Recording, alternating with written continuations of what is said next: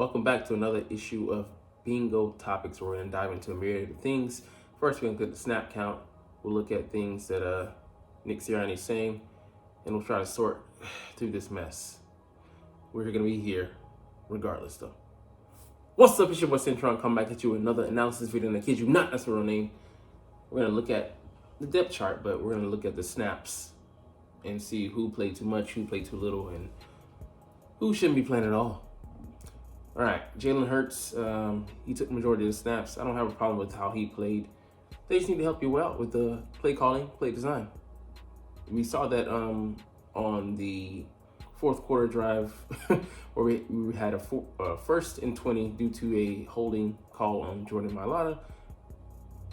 Pushed it, to, like I said, first and 20, and quarterback run, screen. We played for a fucking field goal when we knew in our heart of hearts we had to play for a touchdown. The Cardinals hadn't been stopped three consecutive touchdown drives, I think, to that point. They didn't punt all game. And, come off the field, AJ Brown was talking to Dallas Goedert, like, what the fuck are we even doing out here, man? I'm just a human meat stand-in. Because I'm serving no purpose here. We don't trust ourselves to come out on a short field because of the onside kick that Jonathan Gannon gambled on to get, we can't dial up a play to get, so-and-so yards. We're scared against the Cardinals, they can't stop AJ Brown or Devonta Smith. That spoke volumes. DeAndre Swift played excellent. He only got like 13 carries, then he had 60 or 61 yards. What are you going to do? Get the fuck out of here, man. But it's not his fault that we didn't run the ball against the 32nd ranked run defense in the league. Although we might swap places. I think we're 29th now, but bottom of the league defense. Ken Gainwell, he got a couple snaps. We saw Swifty on the sideline when he was in because he's better in pass pro. And it's like, Swift knows it, but he served his purpose. Scott, I don't think, really got any carries. Rashad Penny was deactivated, so there's that. AJ Brown, no complaints. Help your man's out by calling some actual pass plays. Olamide Zaccheaus could have gotten more playtime, but it is what it is. Glad to see Quez Watkins didn't get any snaps that I noticed, so put that to rest. Britton Covey, he doesn't really deserve any.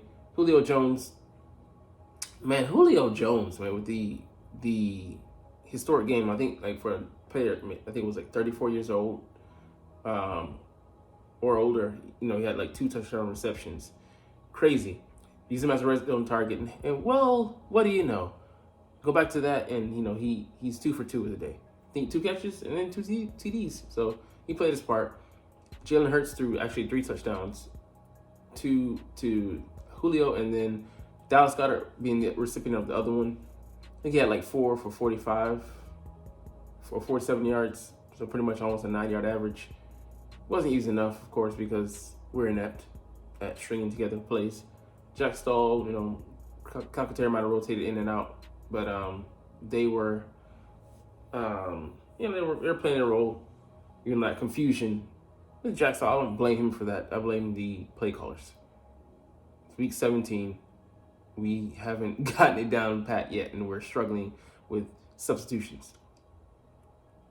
Yeah. All right, the O-line, they protected Jalen pretty well. I don't blame them for not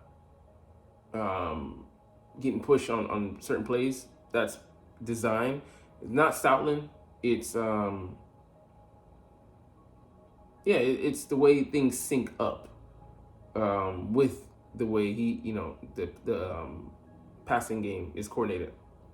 So they're not in sync. And I think he's probably the run game coordinator as well as the O-line coach, but I'm not putting that on him. He's one of our good coaches that we do have. But I love how it highlighted it. Emmanuel Acho said position coaches don't have these guys ready to play. Linebackers, cornerbacks, DBs, And we let our secondary coach go. I think he went to the Ravens. Should have made him D coordinator, but we weren't going to do that. So, and we are where we are. They weren't going to give him the liberty, the freedom to coach how he wants to coach, and that's a big problem here in Philly. But yeah, these guys played well. I mean, they might have let up a sack or two, but Jalen also buys a lot of time waiting for bad routes to come open. It's horrible. Not a lot to say on the defense. Brandon Graham, he was there. Jordan Davis, you want to see a dead body? He just looks like he's winded at this point. Conditioning, I think once again being an issue with him. Gonna have to be something he can get over. Jalen Carter has had his snaps reduced for whatever reason. He's one of our better players, so I don't understand. But Williams, he played well, had a sack, but whoever was next to him, instead of celebrating or whatever they were doing, had their hands on their hips, not even being aware, situational awareness. Fumble that Kyler Murray shouldn't have recovered. Somebody should have been hitting him, diving into him on the ground, trying to dive at the ball, but keeping him away. Small, diminutive quarterback recovering his own fumble. Insane, man. Insane. I wish Milton would have tossed him or something like that, but, glad that it happened. Glad that we freaking lost because we played like dog shit. Mario Jones got some snaps. He looked good, man. He got penetration and things like that. I think it's, it's high time that, he, and other guys get some playing time because we need to see what we have in them, for better or worse. And we got rid of him we got rid of Kentavious Street, traded him to Atlanta because we had depth, right? He's part of that rotation whether you like it or not. Use him. Josh Sweat wasn't able to finish on that Kyler Murray sack. And I'm like, I know Kyler's but he outweighs him by how much? And the torque on that, but he hasn't played well. Hassan Reddick didn't have a good game either. But I think when you have a bad defense and you have bad coaching, things they eventually crescendo.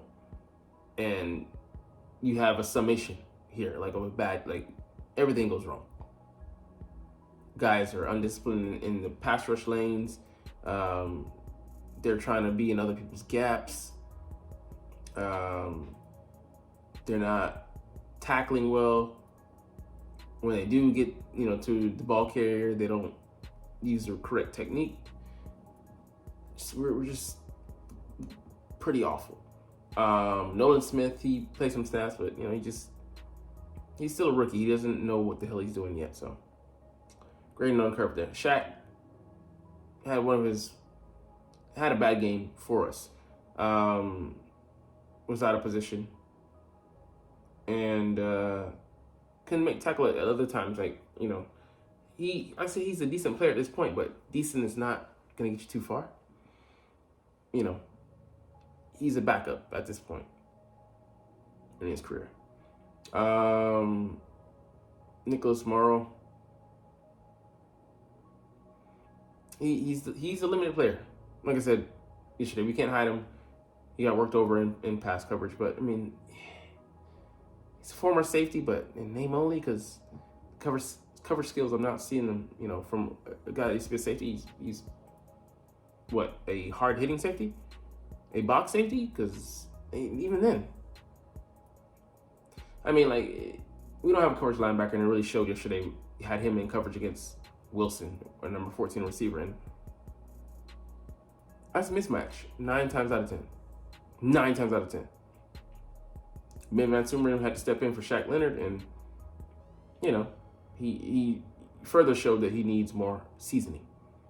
And I'm not saying that because he's fuck, but he's not ready yet. Not ready yet. Patrick Johnson's got a little playing time, so didn't really see too much from him. James Bradbury didn't have maybe as bad a game, but nobody in the DB department because of scheme. We're playing 7, 8, 9 yards off, even when it's 3rd and 5. If you're gonna get beat, just get beat. But you can't play off and then they throw underneath because you're giving them so much space.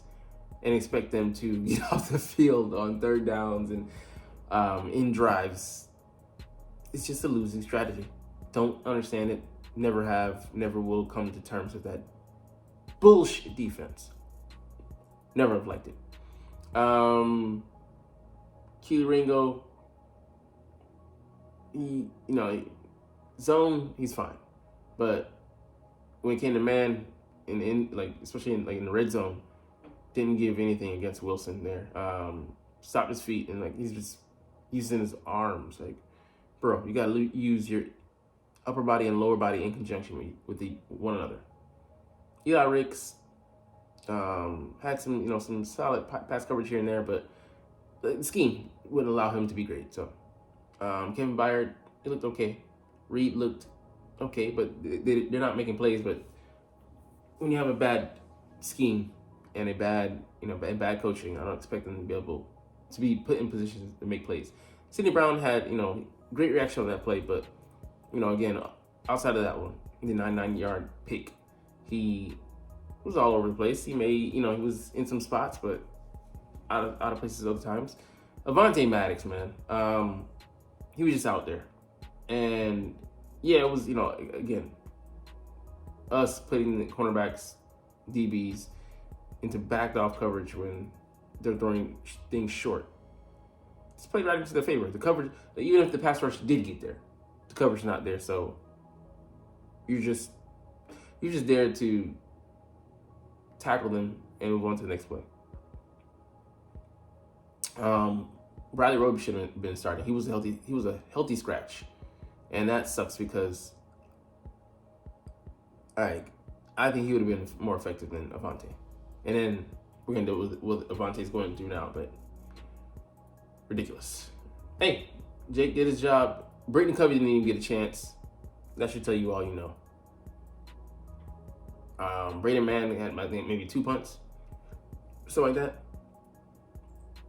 All right, Nick Sirianni addresses A.J. Brown's frustration, gives Eagles injury updates. So I just want to see what he has to say about frustration. He wants to change the game at all times. He's capable of doing that at all times. So why don't you let him go out there and do it? You didn't give him a chance at all on that last drive. I don't want to speak for him, but obviously we're all frustrated. Not enough. Not frustrated enough. Yeah, you're frustrated coming off the loss yesterday, and so you want to be able to have fun. I don't give if we're having fun or not right now. I mean, good if we can, but nobody's having fun when you're losing. Yeah, no duh. Like I said, there's no fun to be had when you're losing. Yeah, so I hate to see the media trashing him. Like, there's some Philadelphia Inquirer article talking about A.J. Brown being at the heart of this cancerous environment here in Philly, and it's such BS. If he speaks his mind, he's going to scorch the earth and further destroy, incinerate this locker room and add to the divisiveness. And he's choosing... It's more mature of him to choose not to speak when he knows that he has nothing good to say. Whether we see it as mature or not, because it's his job, it's part of his, detail to be media available. Who gives a fuck about that shit, man? It's not even football related. All right, next. The Eagles are road favorites against the Giants in Week 18. I don't see why. Why the hell would we be? They gave us a run for our money, covered the spread. It was 14 points. We beat them by 8. I have zero confidence in these Philadelphia Eagles right now. They're not showing me anything. So I get it, Vegas and all that stuff. But hey, Tyrod Taylor, I think gives them a likely shot to win this game. If you're the Giants, you got to be looking at your team and looking at the way the Eagles are playing right now. That team saying, we can beat these guys for sure. Not even, there shouldn't be an ounce of doubt in their mind. Especially if they played a perfect game plan. Like, the Eagles were limited to 19 minutes of possession, and they had 41 minutes, the Cardinals did. You let them, be able to employ that strategy by not being able to stop them at all on defense. Like I said, they didn't punt not once. All right. Next up, Avonte Maddox injured in first game back from IR. What the do you know? They gave him a full slate. Didn't have him alternate out with Bradley Roby because Bradley Roby was in street clothes, on the bench or in the stands or wherever he was in the press box. I don't care. You let this guy come back all the way back from missing, I think, 15 games, and you rely solely on him to man the nickel position, and he gets hurt again because you didn't have him on the pitch count. Dumb, stupid, mismanagement. But this is the Philadelphia Eagles in 2023. What do we not mismanage? What do we not handle wrong? So this is par for the course. Par for the fucking course. And yeah, it makes sense. It makes hella sense. So he had to go get post-game X-rays. If he's out again, because he was favoring his left side, and probably wasn't even able to raise his hand. I think it's the same area. Just dumb. You let him come back for the playoffs, and then you have him on a pitch count. But to let him go all out in his first game back after months of layoff time, it's Philadelphia intelligent. That's what it is. All right, let's get into the last thing here. Devonta Smith has a mild ankle sprain due to a dumb play call. He gets rolled up on, I think, by Kenneth Gainwell, who was the target of the screenplay. Meaningless play in a meaningless game because we weren't giving our all. We weren't trying to win that game. And then one of our star players, our 1B receiver in the tandem between him and A.J. Brown, gets hurt. Mild ankle sprain. Diminishes even further our chances of winning in the playoffs without him.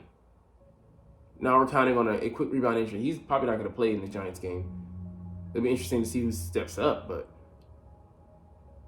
just more salt in the wound. It's just like they just grabbed a fistful of it and it's like rubbed it right in there. Got in there good too. 2023 is a joke for this team.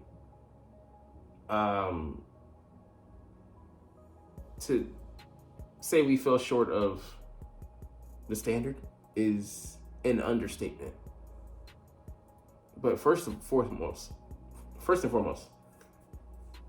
getting these guys to man the coordinator positions was a joke of an idea that someone actually thought seriously enough about. Well, egg on your face, joke's on you, you dumb fuck. Anyways, let's get up out of here, man. There's nothing, like A.J. Brown said, there's nothing more positive I have to say about this team. So let's just get out of here. So, hey, but I'm here all the time, whether we win or we lose, whether we're good or we're bad. We're going through a stretch of years, even of bad football or good football. I'm here for it all. So I love talking about the Eagles, and I love making these videos, even during times like this.